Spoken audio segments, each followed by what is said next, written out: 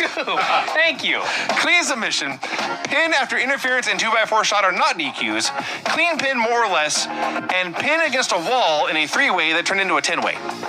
They knew you were a fucking idiot. Swill.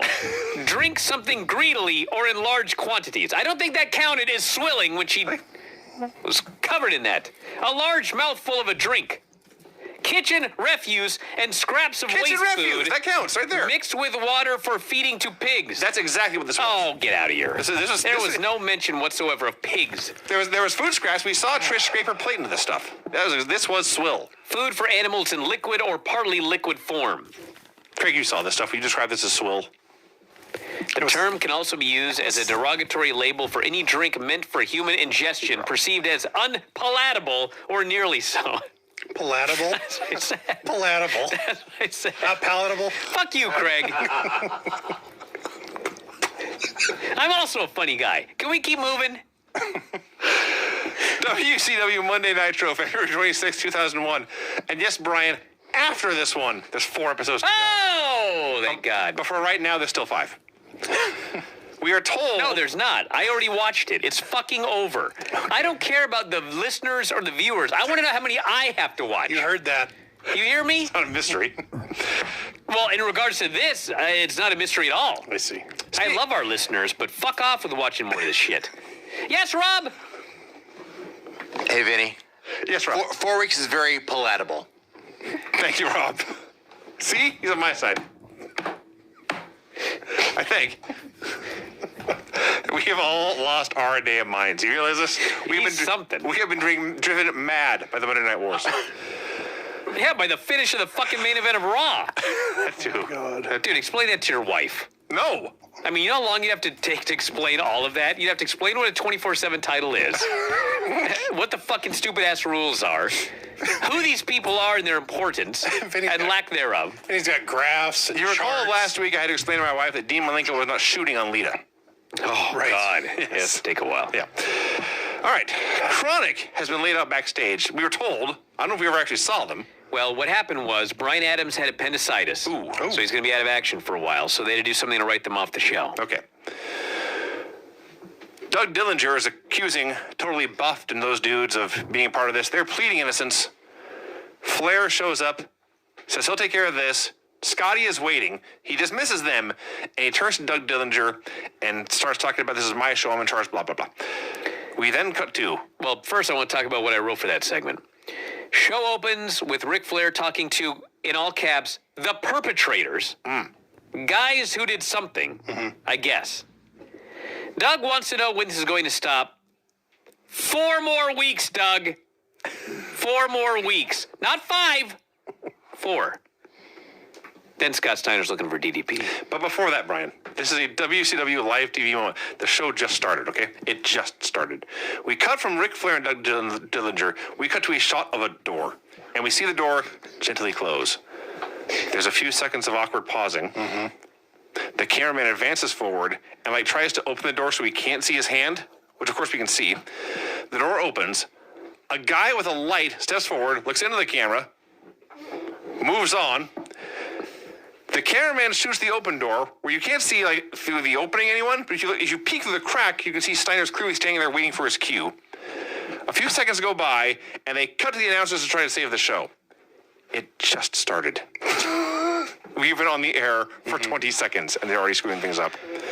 So, eventually, Steiner comes storming out of this room, finds a random dude, asks where Paige is. When the guy doesn't know, Steiner beats the hell out of him. A random security guy comes to make the save. Scott Steiner turns and just waffles him. Just throws him out. Then Paige appears in the crowd. I'm sure he deserved it. I'm sure Scott Steiner would never hurt anyone without cause. Paige appears in the crowd calling out Steiner. Steiner sees this on a monitor backstage, destroys the monitor, orders his crew to stay there. I'll go deal with this. He goes through backstage, through Gorilla, down the ramp to the ring and says, Paige, I can't find you. He's right where you were the last time you saw him a minute ago. He's in the crowd. So the first thing, eventually Paige says, I'm over here. I'm not scared, he says, surrounded by thousands of fans with 200 yards between him and Steiner. I'm just playing mind games. Lists all the guys that Steiner has killed. It says one of them is coming back tonight. There's 4 dudes in front of him in DDP yoga shirts, and they can't stop smiling. Yes. They're so happy about this. And DDP finishes his promo and he says, I promise tonight you will feel the... He looks at the guys, and they're standing there smiling. And finally Page says, bang! And then the guys take their shirts off to reveal B-A-N-G. The show just started. Yeah. Can't get anything right. So Steiner goes through the crowd to kill everyone he can find. Later tonight, Dustin Rhodes versus Jeff Jarrett with Ric Flair as special referee. A special announcement from the Cat. And the Cruiserweight Tag Team Tournament begins. Even WCW could do brackets. These are your opening round matches. I hope you're all taking notes.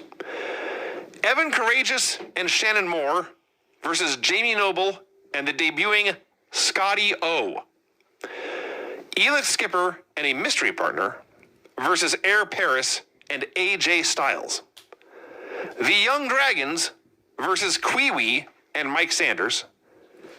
And in our opener here, Rey Mysterio Jr. and Kidman versus Johnny Swinger and Jason Lee.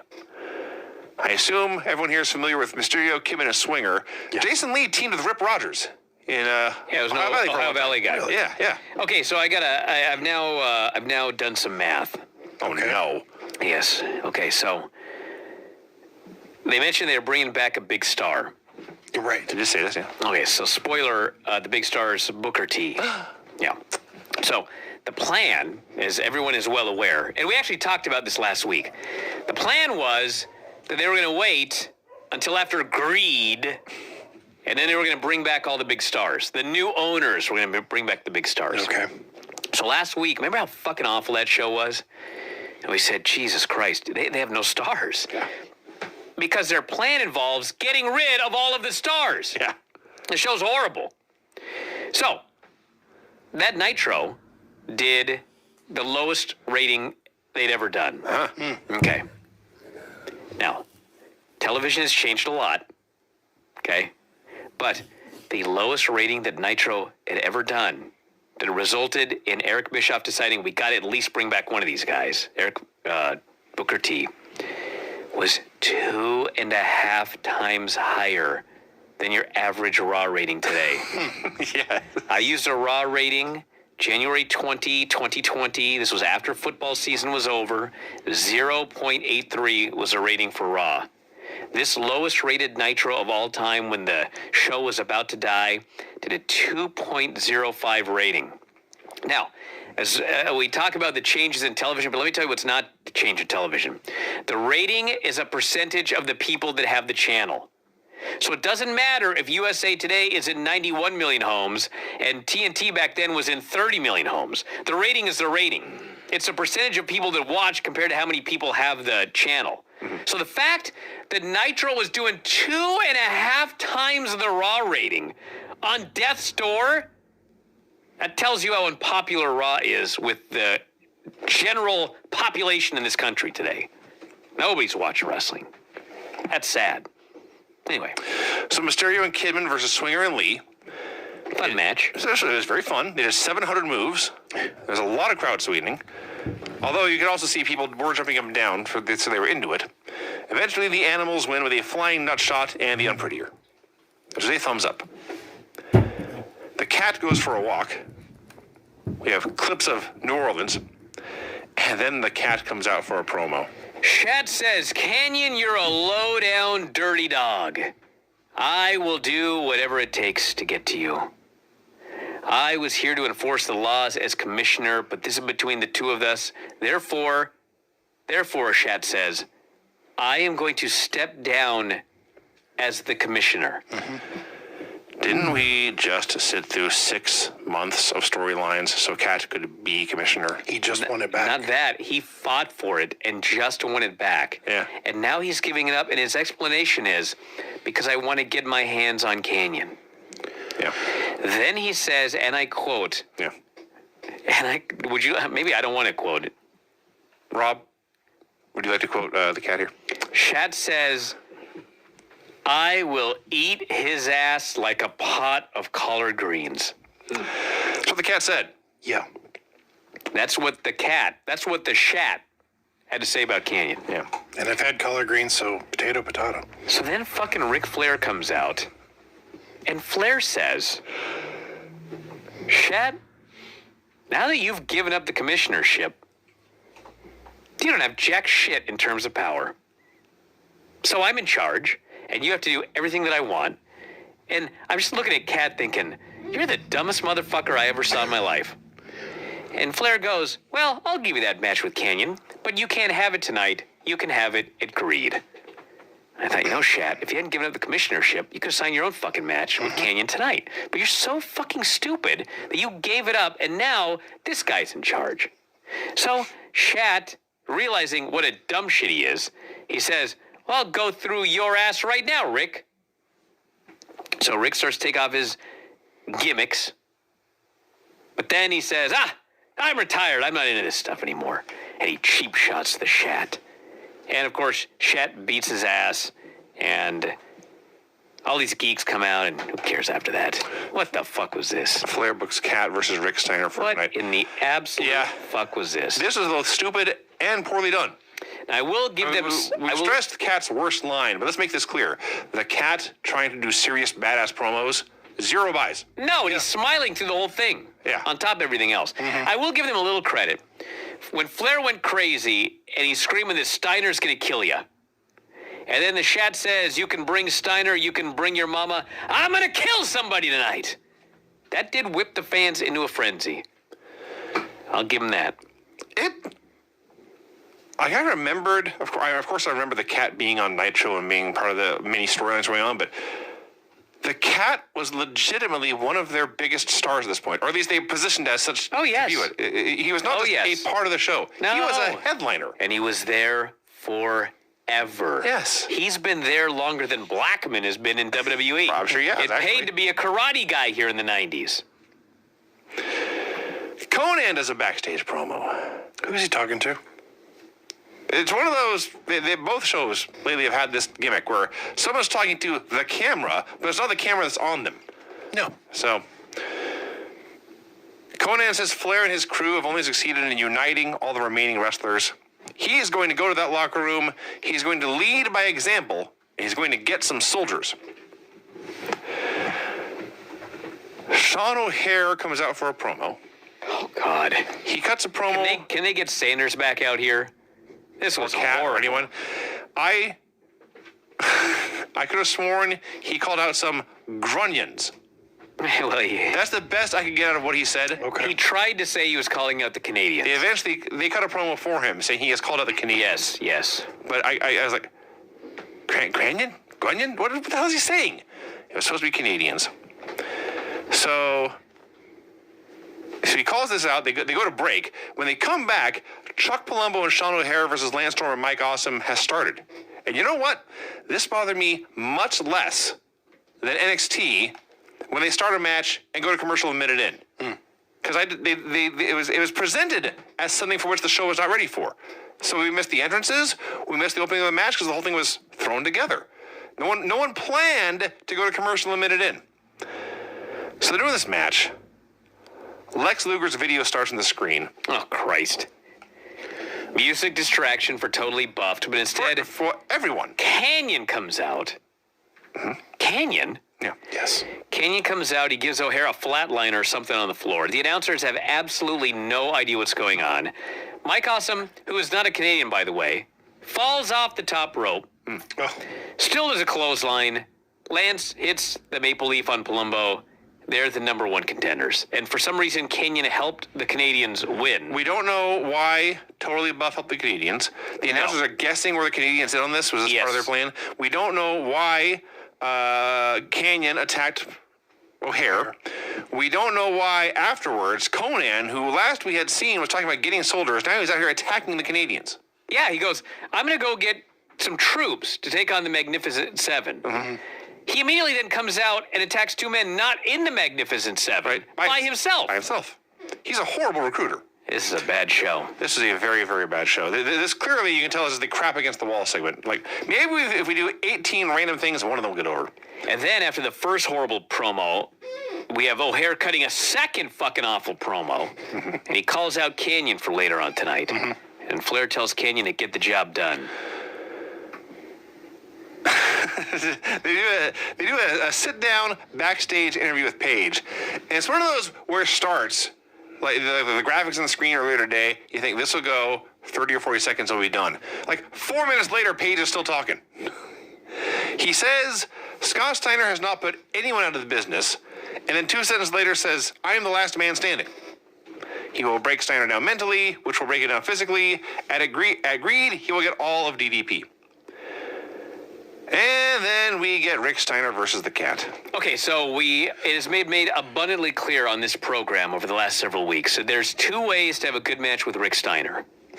Okay? Way number 1 is he beats the shit out of you. Yes. And tries to kill you. Right, yeah. Okay. Way number 2 is you put him in with a really great worker from the 80s NWA, and he can have a good match. Yeah. Okay. So, listen. I could run into Rick Steiner someday. I want to make this abundantly clear. I'm not saying that I think that Rick Steiner was afraid of Shat. Okay. All right? But maybe he did think, maybe this guy could karate chop me really hard. All I know is he did not go in there and try to kill the Shat. He did not. Shat did not go in there as a 80s NWA worker. So they had a fucking atrocious match. Yes. This was so I bad. have nothing good to say about this. It was not good at all. No. My words were, match, of course, is no good. Let me repeat, no good.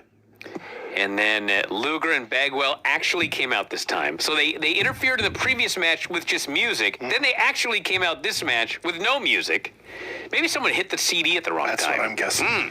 Hugh Morris ran down. He That would waffled. be funny. I mean, what else would it be? I don't have a better answer. Yeah. So Hugh Morris waffled Steiner with a knee brace. Shat got the pin. Scott Steiner tried to kill Shat. Hugh Morris hit the ring. Steiner killed him. Totally buffed, ran in. Steiner dared DDP to come out. DDP comes out. He gets stomped on. This is just a fucking train wreck. But then they hit Booker T's music. And this fucking dude runs down and, I mean, you know when you get rid of all the big stars? It actually does work when you bring one back. Oh, it did. Because these fans have been sitting here watching the most bullshit, boring show, and Booker T comes back, a house of fucking fire. These fans, like, they're not just cheering, No. okay? They are leaping up and down. And they're not even just, like, doing that with their fists. They're jumping up and down in their seats going crazy for Booker T. Fans are just going fucking crazy. Steiner cuts his promo on Page, challenges for this 6-man, Flair signs it, and then they do it, and all of a sudden, just by bringing back Booker T, this fucking show was hot. It felt like something that mattered. If I had one guy. Then you think about all the other guys they haven't brought back yet. Yeah. But this is why they didn't think they were dead. They thought they had bullets in the chamber, so to speak. They thought they had a plan. So yes, just by having that music hit and Booker T come out and look like $1 million and be awesome, the show suddenly felt alive for the first time in weeks. Now, I will point out that in the melee after Booker T came out, the Cat at one point, it was after the ring was clear, by the way, there's Booker, Page, and the Cat are the only 3 left in the ring. The Cat is either so excited or so confused or something. He grabs Booker T and swings a punch at him. Yes. Which Booker, of course, doesn't sell. And everyone pretends it didn't happen. And I thought maybe, like, it was like an aggressive hug. Maybe he wrapped his hand around the guy's head, but no, I watched it. He threw a punch at the guy because he thought the brawl was still going on. And everyone just ignored it. The Cat was really bad at his job. So, yes, the match is right now a trios match. Booker T and DDP and Cat versus Scott Steiner and Totally Buffed. So we just watched the Cat wrestle against Rick Steiner for what felt like 4 hours. And it was no good. So, of course, the Cat wrestles this entire match. And by the way, what happened to Hugh Morris? They just sent him to the back? We are later told he went to the hospital. Well, they claimed he had a knee injury, but it was a work. I don't know why they bothered. Yeah. But yeah, I mean, he worked the whole match, but Shat just sold, so it wasn't that bad. They just beat the shit out of him for a long time. Ric Flair is on commentary just out of his mind. Oh, man. When Why you talked was- about MJF being great on commentary, Yeah. dude, MJF would have bowed down to Ric Flair. He was course. so fucking amazing on commentary. He's in character the whole time. He is in character, but at the same time, he never buries anyone. Oh, no. Yeah. He only These are the best athletes in the world. It's WCW at its best. I know Booker T looks great, but Scott Steiner looks even better. I thought they had to apply a defibrillator to this guy as he's screaming and going crazy in commentary. Just the greatest. Just the greatest. DDP hot tag. Diamond cutter on Steiner. Buff hits DDP with the blockbuster. It was like a modern day match. It was actually. Booker hits the bookend on Buff. Booker hits the axe kick on Steiner. Gets the pin. Ric Flair's reaction to Scott Steiner getting pinned. Tony Schiavone's, the joy in his voice and the baby faces overcame the odds and the heels. Which was a rarity on Nitro ever. He still loved wrestling. Yes. And he rarely got to love it. Yes. But he got to love it here. He's out of his mind. This fucking segment was so good in the middle of this show. I love this. The whole thing, the return, the match, everything. And even though Steiner got pinned, he took both the Diamond Cutter and an axe kick to do it. So they still kept him strong that way. Well, not just that, but like he's not facing Booker at the pay-per-view. So DDP's moves set up his doom. Yes. So they can still do Steiner and DDP. Yes. Steiner, of course, throws a tantrum and throws shit around backstage. DDP, Cat, and Booker have a meeting. They all congratulate each other. We have a recap of Dustin Rhodes' return to the company and Jarrett mocking Dusty last week. And then Dustin cuts a promo on Jarrett, who he calls Mr. Guitar Man. He says, I got a question for the world. Does anybody know who Jeff Jarrett's daddy is? Well, I'm going to be his daddy tonight, and I'm going to tap, tap, tap on his ass. Yep. What is with the asses on this show? I don't have an answer. He also threatened to slap the nose off Ric The Flair's face. snout. Snout, pardon me. Pardon me. This is very important. He called it a snout. I just like when he asked, does anyone know who Jeff Jarrett's daddy is? And I thought, yes, his name is Jerry. Yes. Many people in wrestling know this. He probably paid you at one point. Or not. Or not. Or Shannon Moore versus Shane Helms. Short but fun. Evan Courageous interfered a lot. he'll never guess what Shannon's move's called.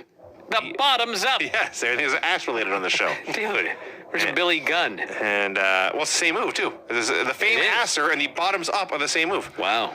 And Helms fought off the interference of Evan Courageous, one with a vertebreaker. And then Chavo attacked Shane, and they triple teamed him for a while. Still got up at the end. That's that. You notice all the Omega guys have pretty much the exact same gear. That is true, yes. Very common fashion sense. Jenko jeans. She had another brand name. Canyon versus Sean O'Hare. Do you like moves? Oh, my God. Boy, do I. Dude, Canyon, If you like moves, have I got a match for you? your usual Canyon match with 80 million moves. I don't know if they did 80 million. I'll play Dave, but they did like a lot of moves. And I'll give Canyon credit. He gave O'Hare a lot. Yeah, both guys did a lot of moves. And it's funny because, like, Canyon, they've been pushing Canyon. And I'm so used to watching AEW where if you're being pushed to something, you don't lose. So I'm flabbergasted when Canyon loses clean in the middle of the senton. Yeah. And the answer was like, that's an upset. I was like, yeah, it made no sense. What the fuck did you beat Canyon for? Right? I suppose. O'Hare is one half of the tag champ still. So. And then my favorite part of it is Sean O'Hare, in an upset, the young up-and-coming star beats Canyon in the middle of the ring with his move. And the announcers say, let's go to the replay. And they go to a replay of Booker T axe-kicking Scott Steiner. Oops. No, then they called it like, earlier tonight, that Booker T hit Scott Steiner and pinned him. Hey, Tony Schiavone's a pro. I was like, I'll say. can I see his receipt for his action figures while you're at it? And in the main event, Dustin Rhodes versus Jeff Jarrett with Ric Flair as referee. I hear that Jarrett did a promo before this match. I'm afraid he did. He told this slapnuts to choke on that. Even worse, I watched it. Yeah, it had nothing to say. So we had a Jarrett promo for no reason, and then worse, we had every heel ref match ever. I'm just fighting to stay awake now during the show. Flair is out there in his business attire. He's got his alligator shoes on, The slacks. his slacks, his dress shirt, and he threw a fucking ref shirt over the top. Over the dress shirt. Long sleeve dress shirt. Yes. That's awesome. So the gimmick, of course, is his heel ref, so he won't count when Dustin makes a cover. So Dustin has to beat them both up, hit a move on Jarrett, drag Flair over, try to count with Flair's hand. It's actually worse, Vinny, because at the beginning, Flair is calling it down the middle. Yes. But then he starts not calling it down the middle. Right. And yes, at one point he gets knocked down and Dustin makes a cover and Flair's right there. So I swear to God this happened. Dustin grabs his wrist to make Ric Flair count. Yes. And he makes him count 1 and he makes him count 2 and then Flair kicks out. Yes, that's what happened. I was like, oh my God. It's so bad, but it was worth it for Ric Flair to kick out of being a ref. Yes. The referee kicked out because one of the wrestlers was pitting another wrestler. That's exactly what happened. And so finally Dustin can take no more. Does the Shattered Dreams to Flair. Oh, man. So the Shattered Dreams, you sit on the middle buckle, and they put one leg out of each rope. right. And so as the guy goes to kick you, you kind of stand up a little bit so he kicks the turnbuckle. Right. So I presume it's just because Flair isn't flexible, but maybe he was really worried about his cock. Sure. Because they put him on that middle rope, and he is standing so erect, so to speak. Excuse me? That he's practically sitting on the top rope as Dustin is going to kick the middle turnbuckle. He was giving this guy, he was taking no chances. These are my balls here. I'm getting them out of the way. And it wasn't like he waited till the last minute. He was standing up the whole time. So Jarrett attempts to hit Dustin with a guitar. Which makes me think, because Dustin was that NWA guy, I wonder if one time in NWA they had a match and Dustin was going for the Shattered Dreams. I wonder if he did it before Goldust. I don't remember. But maybe he kicked Flair in the nuts one time and Flair never forgot it. That's possible. It's possible. I would remember if I were Flair in that situation. So Flair fouls Dustin. Jarrett hits the stroke. Flair counts 3. This sucked. I had to add something to this match. I hope very boring. I hope you, the listener, enjoyed this match more than us, the viewers, did. You know what this match was, Vinny? Terrible. No, it was every TNA main event that we were going to see for the next 10 fucking years. That's also true. Yeah. There's a lot of that. Why do people like the heel ref thing? Why do people think it's good? Well, I don't think they do. I think the fucking Why promoters. does Jeff Jarrett like it then? Well, because I'm sure the crowd goes, ah, and they get mad or whatever. I mean, I'm sure it gets a reaction. All right, you ready for your music? Yes, sir. The finishes on the show were clean pin, submission after interference, pin after all sorts of bullshit, clean pin in a trios match, pin despite interference, clean pin, and pin thanks to heel ref. Turn the swill off.